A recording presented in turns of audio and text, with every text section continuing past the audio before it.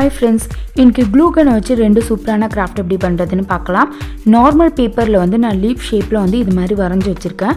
உங்களுக்கு எது மாதிரி வேணுமோ அந்த ஷேப்ல வந்து லீஃப் மாதிரி வந்து வரைஞ்சிட்டு அந்த பேப்பர் மேலே வந்து நீங்கள் கோகனட் ஆயில் இல்லை வேறு ஏதாவது ஆயில் வந்து அப்ளை பண்ணி வச்சுக்கோங்க. இப்போ நான் என்ன அப்ளை பண்ணிட்டேன். நெக்ஸ்ட்டு வந்து க்ளூ கன் எடுத்துகிட்டு நான் வரைஞ்சிருக்கிறதுக்கு மேலே வந்து க்ளூ கன் வந்து நான் அப்ளை பண்ணிக்கிறேன். இது நம்ம இஷ்டம் தான், எந்த ஷேப்பில் வேணுமோ அந்த ஷேப்பில் வந்து நீங்கள் வரைஞ்சி வச்சுக்கலாம்.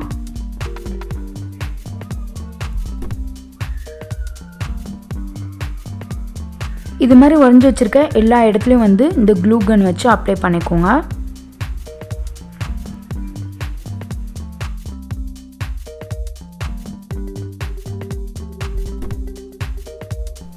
இப்போது இந்த லீஃப்க்கு இடையில கேப் இல்லாத மாதிரி நான் ரவுண்டாக வந்து க்ளூ வச்சு அப்ளை பண்ணிக்கிறேன். இது மாதிரி கேப் இல்லாத மாதிரி நீங்கள் எந்த டிசைன் வேணாலும் கொடுத்துக்கலாம், அது நம்ம இஷ்டம் தான்.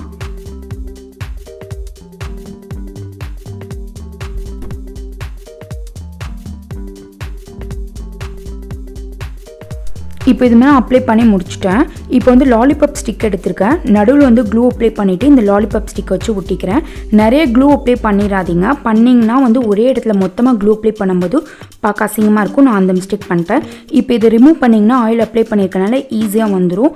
ஸோ நார்மல் நீங்கள் க்ளூ அப்ளை பண்ணிவிட்டே ஸ்டிக் ஒட்டிக்கோங்க, ஸ்ட்ராங்காக தான் இருக்கும். இப்போ இது தனியாக வந்துருச்சு, நீட்டாக வந்துருச்சு.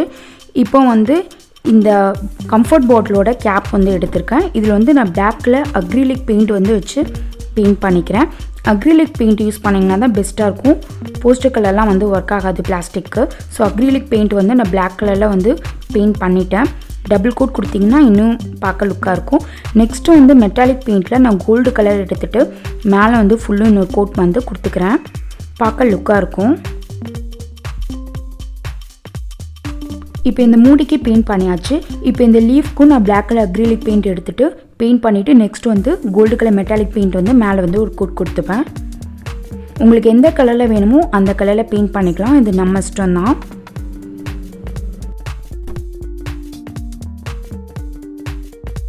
கோல்டுக்கு பதிலாக காப்பர் கலர் மெட்டாலிக் பெயிண்ட் கொடுத்தீங்கனாலும் இன்னும் பார்க்க லுக்காக இருக்கும். ஸோ உங்கள் இஷ்டம் தான், என்ன கலர் பிடிச்சிருக்கோ அந்த கலரில் வந்து பெயிண்ட் பண்ணிக்கலாம்.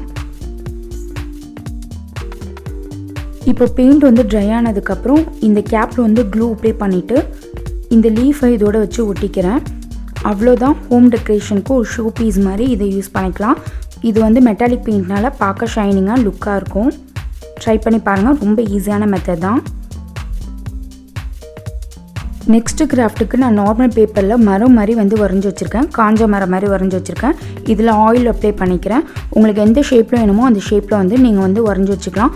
ஆனால் வந்து கொஞ்சம் கேப் இல்லாத மாதிரி நெருக்கமாக இருக்க மாதிரி இருக்கணும். அப்போ தான் வந்து க்ளூ அப்ளை பண்ணிவிட்டு தனியாக எடுக்கும்போது பிஞ்சிட்டு வராமல் இருக்கும். ஸோ நான் வரைஞ்சி எப்படி வச்சுருக்கணும் அது மேலேயும் வந்து க்ளூ அப்ளை பண்ணிக்கிறேன். ரொம்ப இடையில கேப் இல்லாத மாதிரி கேப்பெல்லாம் கொஞ்சம் ஃபில் பண்ணி வந்து நீங்கள் க்ளூ அப்ளை பண்ணிக்கோங்க. அதே மாதிரி ஒரே இடத்துல மொத்தமாக க்ளூ அப்ளை பண்ணிடாதீங்க. நான் சின்னதாக கேட் மாதிரி வரைஞ்சிருந்தேன். ஆனால் ஒரே இடத்துல வந்து 2 டைம் வந்து க்ளூ அப்ளை பண்ணனால அந்த ஷேப் வந்து வேறு மாதிரி வந்துடுச்சு. ஆனால் பார்க்க ஓகேவாக இருந்தனால நான் அப்படியே விட்டுட்டேன். இப்போ இதை அப்படியே ரிமூவ் பண்ணிங்கன்னா நீட்டாக வந்துடும். இப்போ இதை எடுத்துகிட்டு இந்த எக்ஸ்ட்ரா கொஞ்சம் இருக்கிறதெல்லாம் வந்து நான் எக்ஸ்ட்ரா இருக்கிறதெல்லாம் கட் பண்ணிடுறேன். அந்த ஷேப்க்கு வந்து நீங்கள் கட் பண்ணிக்கோங்க. ஷார்ப்பாக வேணும்னா நல்லா ஷார்ப்பாக கட் பண்ணிக்கோங்க. இப்போ இதெல்லாம் கட் பண்ணதுக்கப்புறம் இந்த மரத்தை வந்து திருப்பிட்டு நான் டபுள் சைட் டேப்பை வந்து போட்டு ஒட்டிக்கிறேன். நான் ஒட்டுற மாதிரி எல்லா சைட்லேயும் கொஞ்சம் ஈவனாக ஒட்டிக்கோங்க. ஒரு சைடு 2 சைடு மட்டும் ஒட்டினீங்கன்னா செவுத்தில் ஒட்டும் போது இன்னொரு சைடு வந்து தொங்கிட்டு வந்துடும். ஸோ வந்து நிறைய இடத்துல வந்து டேப் இருக்க மாதிரி ஒரு 4 சைடு வந்து ஒட்டிக்கோங்க. ரொம்பவும் அதிகம் வேணாம், ஒரு 4 சைடு இருக்க மாதிரி இருந்தால் போதும்.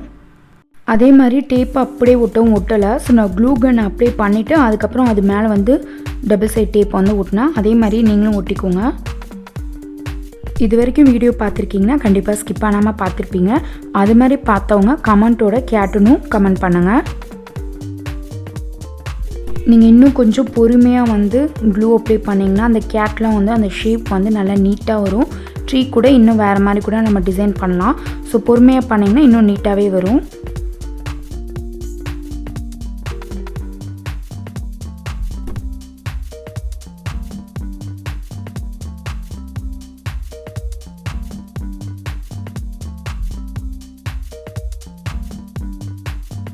அவ்வளோதான்.